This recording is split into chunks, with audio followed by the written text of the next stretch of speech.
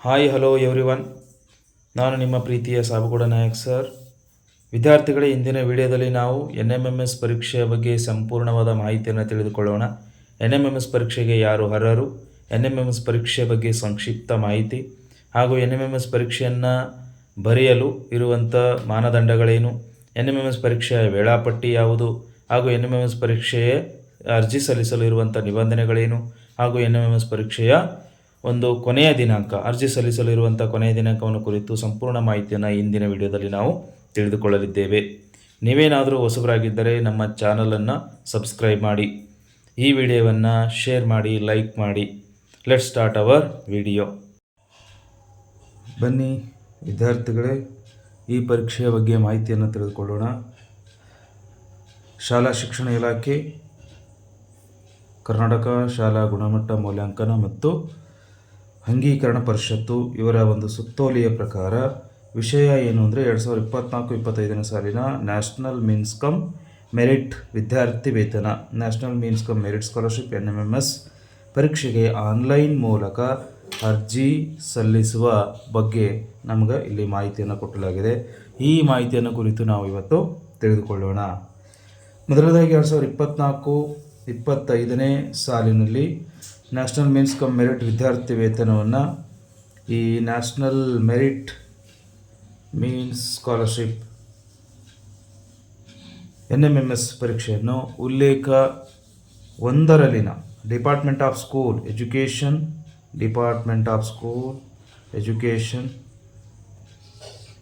And literacy New Delhi ಇವರ ಮಾರ್ಗಸೂಚಿಯಂತೆ ನಡೆಸಲು ಆನ್ಲೈನ್ ಮೂಲಕ ಅರ್ಜಿ ಆಹ್ವಾನಿಸಲಾಗಿದೆ. ಸದರಿ ಪರೀಕ್ಷೆಯನ್ನು 2024-25ನೇ ಸಾಲಿನಲ್ಲಿ ಸರ್ಕಾರಿ, ಅನುದಾನಿತ ಮತ್ತು ಸ್ಥಳೀಯ ಸಂಸ್ಥೆ ಶಾಲೆಗಳಲ್ಲಿ 8ನೇ ತರಗತಿಯಲ್ಲಿ ವ್ಯಾಸಂಗ ಮಾಡುತ್ತಿರುವ ವಿದ್ಯಾರ್ಥಿಗಳಿಗೆ ಕರ್ನಾಟಕ ಶಾಲಾ ಪರೀಕ್ಷಾ ಮೌಲ್ಯ ನಿರ್ಣಯ ಮಂಡಳಿ ಅಥವಾ ಈ KSQAAC ವತಿಯಿಂದ ದಿನಾಂಕ 8/12/2024ರಂದು ನಡೆಸಲಾಗುವುದು. ಪರೀಕ್ಷೆಯನ್ನು ವಿದ್ಯಾರ್ಥಿಗಳೇ ಡಿಸೆಂಬರ್ 8, 2024ರಂದು ನಡೆಸಲಾಗುವುದು. ಅದರಂತೆ NMMS ಪರೀಕ್ಷೆಗೆ ಆನ್ಲೈನ್ ಮೂಲಕ ಅರ್ಜಿ ಸಲ್ಲಿಸುವುದು 19/8/2024ರಿಂದ ಆರಂಭಗೊಂಡಿದ್ದು, ಕರ್ನಾಟಕ ಶಾಲಾ ಪರೀಕ್ಷಾ ನಿರ್ಣಯ ಮಂಡಳಿಯಲ್ಲಿ ಈ https KSEAB karnataka.government.in ಈ ವೆಬ್ಸೈಟ್ ಮೂಲಕ ನಾವು ಆನ್ಲೈನ್ ಮುಖಾಂತರ ಮುಖ್ಯ ಗುರುಗಳು, ಶಾಲಾ ಮುಖ್ಯ ಶಿಕ್ಷಕರು ಅಥವಾ ಪ್ರಾಂಶುಪಾಲರು ತಮ್ಮ ಶಾಲಾ ವಿದ್ಯಾರ್ಥಿಗಳ ಅರ್ಜಿಗಳನ್ನು ಆನ್ಲೈನ್ ಮೂಲಕವೇ ಸಲ್ಲಿಸಬೇಕಾಗುತ್ತೆ. ಈ ಆನ್ಲೈನ್ ಮೂಲಕ ಅರ್ಜಿಯನ್ನು ಸಲ್ಲಿಸಲಿಕ್ಕೆ ಕೊನೆಯ ದಿನಾಂಕ ಬಂದು 5/9/2024 ಆಗಿರುತ್ತದೆ ವಿದ್ಯಾರ್ಥಿಗಳೇ. ಹಾಗಾದರೆ ಈ NMMS ಪರೀಕ್ಷೆಯ ಕುರಿತು ಸಂಕ್ಷಿಪ್ತವಾದ ಒಂದಿಷ್ಟು ಮಾಹಿತಿ ಇದೆ. ಅದೇನು, ಯಾಕೆ NMMS ಪರೀಕ್ಷೆಯನ್ನು ನಾವು ಕಟ್ಟಬೇಕು ಅಂತ ನೋಡೋಣ. ಸರ್ಕಾರಿ, ಅನುದಾನಿತ ಮತ್ತು ಸ್ಥಳೀಯ ಸಂಸ್ಥೆಗಳ ಶಾಲೆಗಳಲ್ಲಿ 8ನೇ ತರಗತಿಯಲ್ಲಿ ವಿದ್ಯಾರ್ಥಿಗಳು ವ್ಯಾಸಂಗ ಮಾಡುತ್ತಿದ್ದರೆ ಆ ವಿದ್ಯಾರ್ಥಿಗಳಿಗೆ ವಿದ್ಯಾರ್ಥಿ ವೇತನವನ್ನು ನೀಡುವುದು ಇದರ ಒಂದು ಉದ್ದೇಶ. ಆರ್ಥಿಕವಾಗಿ ಹಿಂದುಳಿದ ಪ್ರತಿಭಾವಂತ ವಿದ್ಯಾರ್ಥಿಗಳ ಮಾಧ್ಯಮಿಕ ಶಾಲಾ ಹಂತದಲ್ಲಿ ಶಾಲಾ ಒಂದು ಶಿಕ್ಷಣದಿಂದ ಹೊರಗುಳಿಯದಂತೆ ತಡೆಯುವುದು ಇದರ ಉದ್ದೇಶ. ವಿದ್ಯಾಭ್ಯಾಸದ ಮುಂದುವರಿಕೆಗೆ ಪ್ರೇರೇಪಿಸುವುದು ಈ ಯೋಜನೆಯ ಮುಖ್ಯ ಉದ್ದೇಶವಾಗಿದೆ.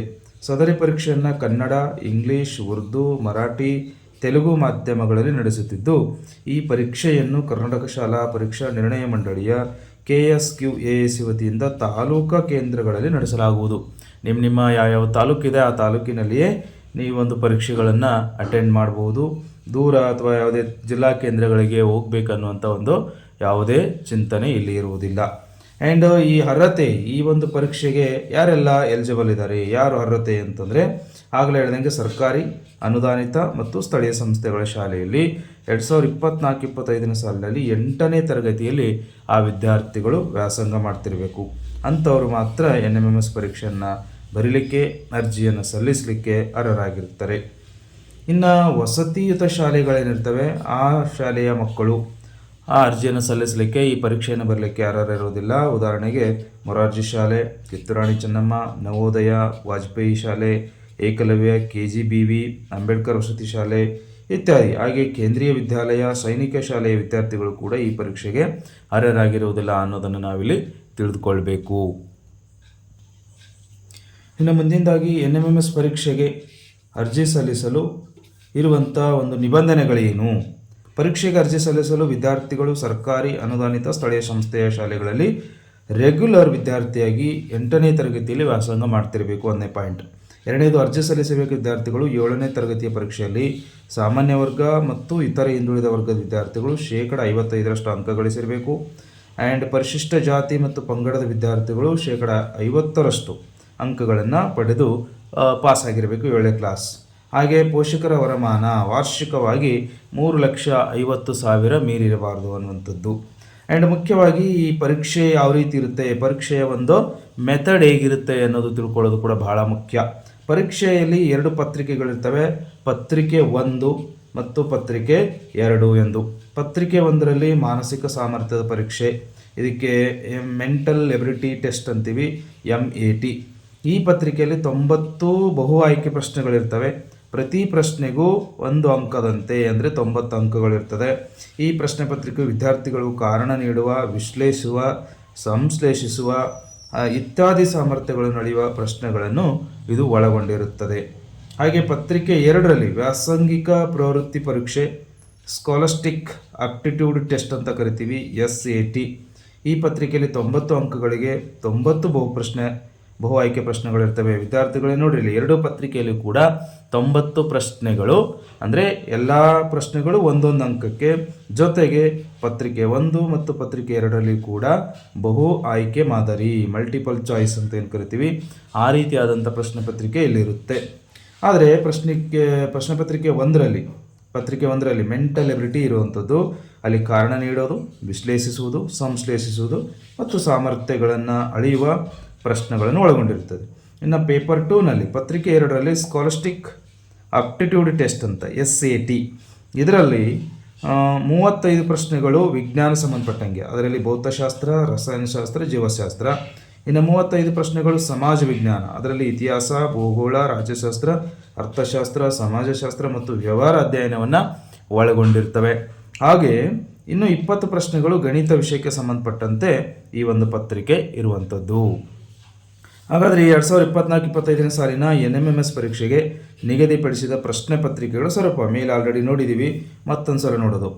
ಪತ್ರಿಕೆ 1 ಬೌದ್ಧಿಕ ಸಾಮರ್ಥ್ಯ ಪರೀಕ್ಷೆ ಅಥವಾ ಮೆಂಟಲ್ ಎಬಿಲಿಟಿ ಟೆಸ್ಟ್, ಅದಕ್ಕೆ 90 ಪ್ರಶ್ನೆಗಳು, 90 ನಿಮಿಷಗಳಿರ್ತವೆ.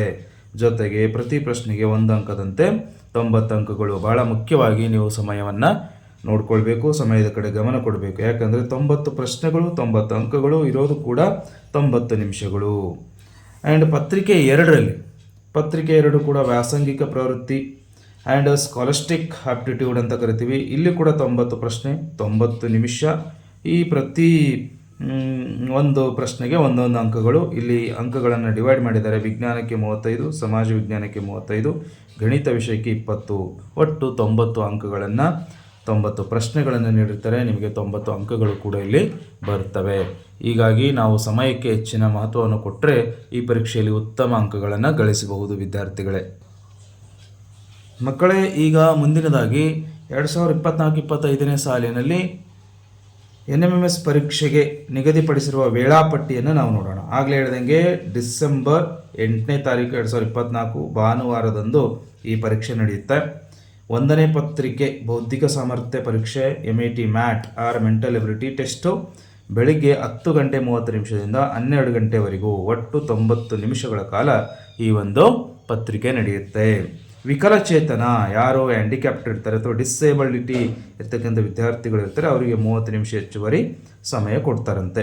ಇನ್ನು ಪತ್ರಿಕೆ 2 2ನೇ ಪತ್ರಿಕೆ ಅವತ್ತೇ ಇರ್ತದೆ, ಅದು ಕೂಡ ಭಾನುವಾರ ಡಿಸೆಂಬರ್ 8, 2024 ವ್ಯಾಸಂಗಿಕ ಪ್ರವೃತ್ತಿ ಪರೀಕ್ಷೆ. ಇದನ್ನು ಮಧ್ಯಾಹ್ನ 2 ಗಂಟೆಯಿಂದ 3:30 ನಡೆಸಲಾಗುತ್ತೆ. ಇಲ್ಲಿ ಕೂಡ ಒಟ್ಟು 90 ನಿಮಿಷಗಳು. ಇಲ್ಲಿಯೂ ಸಹ ಸೇಮ್ ವಿಕಲಚೇತನ ಅಥವಾ ಏನು ಡಿಸೆಬಿಲಿಟಿ ಸ್ಟೂಡೆಂಟ್ಸ್ ಇರ್ತಾರೆ ಅವರಿಗೆ 30 ನಿಮಿಷಗಳ ಕಾಲ ಹೆಚ್ಚುವರಿ ಸಮಯವನ್ನು ಕೊಡಲಾಗುತ್ತೆ. ಇನ್ನು ಮುಂದಿನದಾಗಿ ಈ NMMS ಪರೀಕ್ಷೆಯ ಆಯ್ಕೆ ಪ್ರಕ್ರಿಯೆ ಹೇಗಿರುತ್ತೆ ಅನ್ನುವಂಥದ್ದು. ಈ ಪರೀಕ್ಷೆಯು 2 ಪತ್ರಿಕೆಗಳನ್ನು ಒಳಗೊಂಡಿದ್ದು ಸಾಮಾನ್ಯ ಮತ್ತು ಇತರೆ ಹಿಂದುಳಿದ ವರ್ಗದ ವಿದ್ಯಾರ್ಥಿಗಳು 2 ಪತ್ರಿಕೆಗಳಲ್ಲಿ ಕನಿಷ್ಠ 40% ಅಂಕ ಪಡಿಬೇಕು. ಹಾಗೂ ಪರಿಶಿಷ್ಟ ಜಾತಿ ಮತ್ತು ಪರಿಶಿಷ್ಟ ಪಂಗಡ SC ಮತ್ತು ST ವಿದ್ಯಾರ್ಥಿಗಳು 2 ಪತ್ರಿಕೆಗಳಲ್ಲಿ ಸರಾಸರಿ 32% ಅಂಕಗಳನ್ನು ಪಡೆಯಬೇಕು. ಅಂದಾಗ ಮಾತ್ರ ಅವರು ಮುಂದಿನ ಒಂದು ಎಲಿಜಿಬಿಲಿಟಿಗೆ ಸೆಲೆಕ್ಷನ್ ಆಗ್ತಾರೆ. ಪ್ರತಿ ಜಿಲ್ಲೆಯಲ್ಲಿ ಪರೀಕ್ಷೆ ಬರೆದ ಒಟ್ಟು ವಿದ್ಯಾರ್ಥಿಗಳಲ್ಲಿ ವಿವಿಧ ಜಾತಿ ವರ್ಗಗಳ ವಿದ್ಯಾರ್ಥಿಗಳನ್ನು ಚಾಲ್ತಿಯಲ್ಲಿರುವ ಮೀಸಲಾತಿ ಪ್ರಕಾರ ಅರ್ಹತಾ ನಿಯಮಗಳ ಅನುಸಾರ ರ್ಯಾಂಕ್ ಆಧರಿಸಿ DSCRT ವತಿಯಿಂದ ಈ ಒಂದು ಆಯ್ಕೆಯನ್ನು ನಡೆಸ್ತಾರೆ. ಯಾವುದೇ ಜಿಲ್ಲಾ ಹಂತದಲ್ಲಿ ನಡೆಯುವುದಿಲ್ಲ. DSRT ಇದರ ಒಂದು ಅಂತಿಮ ನಿರ್ಧಾರ. 8ನೇ ತರಗತಿ ವಾರ್ಷಿಕ ಪರೀಕ್ಷೆಯಲ್ಲಿ ಸಾಮಾನ್ಯ ಇತರ ಹಿಂದುಳಿದ ವರ್ಗಗಳು ವಿದ್ಯಾರ್ಥಿಗಳು 55% ಪರಿಶಿಷ್ಟ ಜಾತಿ ಪರಿಶಿಷ್ಟ ಪಂಗಡ ವಿದ್ಯಾರ್ಥಿಗಳು 50% ಅಂಕಗಳನ್ನು ಪಡೆದಿರಲೇಬೇಕು ಅನ್ನುವಂಥದ್ದು. ಇನ್ನು ವಿದ್ಯಾರ್ಥಿ ವೇತನದ ವಿತರಣೆ ಹೇಗೆ ಮಾಡ್ತಾರೆ, ಇದು ಮುಖ್ಯವಾಗಿ ನಮಗೆ ವಿತರಣೆ ಈ ಪರೀಕ್ಷೆಯನ್ನು ಬರಿತಾ ಇದ್ದೀವಿ ಅಂದರೆ ಮುಖ್ಯವಾಗಿ ಯಾವುದಕ್ಕೋಸ್ಕರ ವಿದ್ಯಾರ್ಥಿ ವೇತನ ಸಿಗ್ತಾ ಇದೆ. ಯಾವ ಥರ ವಿದ್ಯಾರ್ಥಿ ವೇತನ ಸಿಗುತ್ತೆ? ಈ ಪರೀಕ್ಷೆ 8ನೇ ತರಗತಿಯಲ್ಲಿ ಬರಿತೀವಿ. 8ನೇ ತರಗತಿಯಲ್ಲಿ ಪರೀಕ್ಷೆ ಮುಗಿದು ಎಲ್ಲ ಆಯ್ಕೆ ಪಟ್ಟಿ ಬರುವಷ್ಟಿಗೆ ನಮ್ಮ 8ನೇ ತರಗತಿ ಮುಗಿದಿರುತ್ತದೆ. ಆಗ ಈ ಪರೀಕ್ಷೆಯಲ್ಲಿ ಆಯ್ಕೆಯಾದವರಿಗೆ 9ನೇ ತರಗತಿಯಿಂದ ಮಾಸಿಕ 1,000 ಒಂದು ತಿಂಗಳಿಗೆ 1,000ರಂತೆ ವರ್ಷಕ್ಕೆ ಒಟ್ಟು 12,000 ರೂಗಳನ್ನು 4 ವರ್ಷಗಳವರೆಗೆ ಎಲ್ಲಿವರೆಗೆ ದ್ವಿತೀಯ PUCವರೆಗೆ ವಿದ್ಯಾರ್ಥಿ ವೇತನವನ್ನು ಈ DOSEL ವತಿಯಿಂದ ನೀಡಲಾಗುತ್ತದೆ. ವಿದ್ಯಾರ್ಥಿ ವೇತನ ವಿದ್ಯಾರ್ಥಿಗಳ ಬ್ಯಾಂಕ್ ಖಾತೆಗೆ DOSEL ನವದೆಹಲಿಯವರು ಸಿದ್ಧಪಡಿಸಿರುವ NSP ಮುಖಾಂತರ ಮತ್ತು ನಾವು 2.0 ವೆಬ್ಸೈಟ್ನಲ್ಲಿ ನಾವೇನು ಮಾಡಬೇಕು, ವಿದ್ಯಾರ್ಥಿ ವೇತನಕ್ಕೆ 9ನೇ ತರಗತಿಯಿಂದ 12ನೇ ತರಗತಿವರೆಗೆ ಆನ್ಲೈನ್ನಲ್ಲಿ ಪ್ರತಿ ವರ್ಷ ಅರ್ಜಿಗಳನ್ನು ಸಲ್ಲಿಸಬೇಕು. ಆಗ ಅರ್ಜಿ ಸಲ್ಲಿಸಿದ ನಂತರ ಅದರ ಪ್ರಕ್ರಿಯೆ ಎಲ್ಲ ಮುಗಿಸಿ ನಿಮಗೆ ಪ್ರತಿ ವರ್ಷಕ್ಕೆ 12,000 ಒಂದೇ ಸಲ ಸ್ಕಾಲರ್ಶಿಪ್ ಕೊಡ್ತಾರೆ. ಆದರೆ ಪ್ರತಿ ವರ್ಷ ನಾವು ಹಾಕಬೇಕು.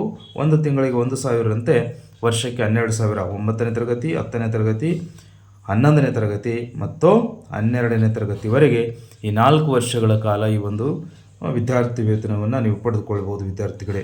ಹಾಗಾದರೆ ವಿದ್ಯಾರ್ಥಿ ವೇತನವನ್ನು ಪಡೆಯೋದಕ್ಕೆ ಅಥವಾ ಮುಂದುವರಿಲಿಕ್ಕೆ 9ನೇಯಿಂದ 10ನೇ 11 12ನೇ ತರಗತಿವರೆಗೂ ಪಡೀಲಿಕ್ಕೆ ಯಾವ ರೀತಿಯಾದಂಥ ನಿಬಂಧನೆಗಳಿದ್ದಾವೆ, ಏನೇನು ರಿಸ್ಟ್ರಿಕ್ಷನ್ಸ್ ಇದ್ದಾವೆ ಅಂತ ನೋಡ್ತಾ ಹೋದರೆ NMMS ಪರೀಕ್ಷೆಯಲ್ಲಿ ಆಯ್ಕೆಯಾದ ವಿದ್ಯಾರ್ಥಿಗಳು ವಿದ್ಯಾರ್ಥಿ ವೇತನವನ್ನು ಮುಂದುವರಿಕೆಗೆ ಶೈಕ್ಷಣಿಕವಾಗಿ ಕಾಯ್ದುಕೊಳ್ಳಲಿಕ್ಕೆ ಅಥವಾ ದೃಷ್ಟಿಯಿಂದ ಕೆಳಗಿನಂತೆ ನಿಬಂಧನೆಗಳು ವಿಧಿಸಲಾಗಿರುತ್ತದೆ. ವಿದ್ಯಾರ್ಥಿ ವೇತನಕ್ಕೆ ಆಯ್ಕೆಯಾದ ವಿದ್ಯಾರ್ಥಿಗಳು 9ನೇಯಿಂದ ಮತ್ತು 11ನೇ ತರಗತಿಗಳಲ್ಲಿ 9 ಮತ್ತು 11ನೇ ತರಗತಿಗಳಲ್ಲಿ ಕನಿಷ್ಠ 55% ಮತ್ತು 10ನೇ ತರಗತಿಯಲ್ಲಿ ಕನಿಷ್ಠ 60% ಅಂಕಗಳನ್ನು ಗಳಿಸಬೇಕು. ಪರಿಶಿಷ್ಟ ಜಾತಿ ಮತ್ತು ಪಂಗಡ ವಿದ್ಯಾರ್ಥಿಗಳಿಗೆ 5% ವಿನಾಯಿತಿ. ಇಟ್ ಮೀನ್ಸ್ 9 ಮತ್ತು 11ನೇ ತರಗತಿಯಲ್ಲಿ ಪರಿಶಿಷ್ಟ ಜಾತಿ ಮತ್ತು ಪರಿಶಿಷ್ಟ ಪಂಗಡ ವಿದ್ಯಾರ್ಥಿಗಳು 50% ತೊಗೊಂಡ್ರೆ ಇತರೆ ಅಭ್ಯರ್ಥಿಗಳು 55 ತೊಗೋಬೇಕು. 10ನೇ ತರಗತಿಯಲ್ಲಿ ಇತರೆ ವಿದ್ಯಾರ್ಥಿಗಳೆಲ್ಲ 60% ಅಂಕವನ್ನು ಪಡಿಲೇಬೇಕು. ಪರಿಶಿಷ್ಟ ಜಾತಿ ಮತ್ತು ಪಂಗಡ ವಿದ್ಯಾರ್ಥಿಗಳು 5% ಅಂಕಗಳನ್ನು ಕಡಿಮೆ ಅಂದರೆ 55ಕ್ಕಿಂತ ಹೆಚ್ಚಿನ ಅಂಕಗಳನ್ನು ಅವರು ಪಡಿಕೊಳ್ಬೇಕಾಗತ್ತೆ.